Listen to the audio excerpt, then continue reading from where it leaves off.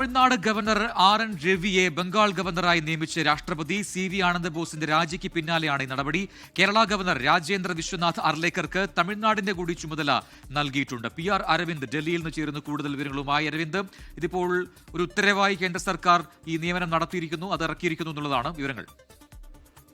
പ്രജൻ സംസ്ഥാനത്തെ ഗവർണർമാരുടെ പദവിയിൽ വലിയ മാറ്റങ്ങളാണ് ഇപ്പോൾ കേന്ദ്ര സർക്കാർ കൊണ്ടുവന്നിരിക്കുന്നത്. പ്രധാനമായും ഗവർണർമാരുടെ ഇപ്പോൾ വലിയ രീതിയിലുള്ള മാറ്റങ്ങൾ കൊണ്ടുവന്നിരിക്കുന്നു. പശ്ചിമ ബംഗാൾ ഗവർണറായി ഇപ്പോൾ തമിഴ്നാട് ഗവർണറായ ആർ.എൻ.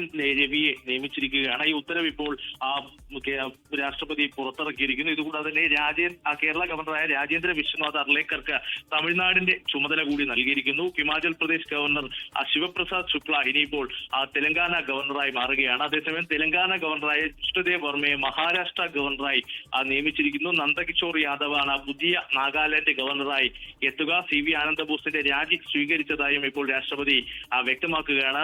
നേരത്തെ തന്നെ ലഡാക്ക് ലഫ്റ്റനന്റ് ഗവർണർ രാജിവെച്ചിരുന്നു. ആ പദവിയിലേക്ക് ഇനി എത്താൻ പോകുന്നത് ഡൽഹി ലഫ്റ്റനന്റ് ഗവർണറായ വിനയ് കുമാർ സക്സേനയാണ്. എന്തായാലും ലഡാക്ക് ലഫ്റ്റനന്റ് ഗവർണർ രാജിവെച്ച കവീന്ദർ ഗുപ്തയെ ഹിമാചൽ പ്രദേശ് ഗവർണറായാണ് നിയമിച്ചിരിക്കുന്നത്. അതേസമയം ബീഹാർ ഗവർണറായ ആരിഫ് മുഹമ്മദ് ഖാനെ സ്ഥാനത്ത് നിന്ന് മാറ്റിയിട്ടുണ്ട്. അദ്ദേഹം നേരത്തെ കേരള ഗവർണറായിരുന്നു. ബീഹാർ ഗവർണറായി ഇനിയിപ്പോൾ വരാൻ പോകുന്നത് റിട്ടയർഡ് ലഫ്റ്റനന്റ് ജനറൽ സയ്യിദ് അദാ ഹസൈനാണ്.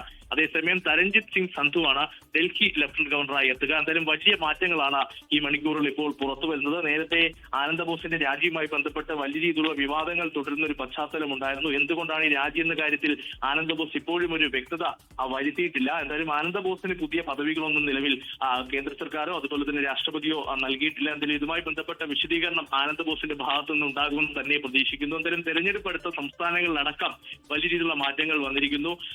പ്രധാനമായും ബംഗാളിലും അതുപോലെ തന്നെ മറ്റ് സംസ്ഥാനങ്ങൾ തമിഴ്നാട്ടിലടക്കം ഗവർണർമാരെ മാറ്റിക്കൊണ്ടാണ് ഇപ്പോൾ കേന്ദ്രം മുന്നോട്ട് പോകുന്നത്. തമിഴ്നാടിന്റെ ഗവർണറുടെ ചുമതല കേരള ഗവർണർക്കായിരിക്കും ഇനി ഉണ്ടാവുക. അതേസമയം തമിഴ്നാട് ഗവർണറായ ആർ.എൻ. രവി ബംഗാൾ ഗവർണറായി പോവുകയാണ്. എന്തായാലും തമിഴ്നാടും അതുപോലെ തന്നെ തമിഴ്നാട് ഗവർണർ ആർ.എൻ. രവിയുമായി ബന്ധപ്പെട്ട തർക്കങ്ങൾ നമുക്കറിയാം. സുപ്രീം കോടതി വരെ എത്തിയ പോരാട്ടങ്ങൾ തമിഴ്നാട് സർക്കാരും ഗവർണറും തമ്മിൽ ഉണ്ടായിരുന്നു.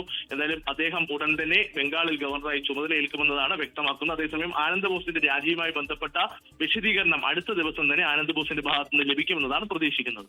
ലോകത്തെവിടെയായാലും ഏത് സമയത്തും 24 വാർത്തകളും ഓഗ്മെന്റഡ് റിയാലിറ്റി പാക്കേജുകളും എക്സ്പ്ലെയിനറുകളും വിശദമായി കാണാൻ ഞങ്ങളുടെ യൂട്യൂബ് ചാനൽ നിങ്ങൾക്ക് സബ്സ്ക്രൈബ് ചെയ്യാം.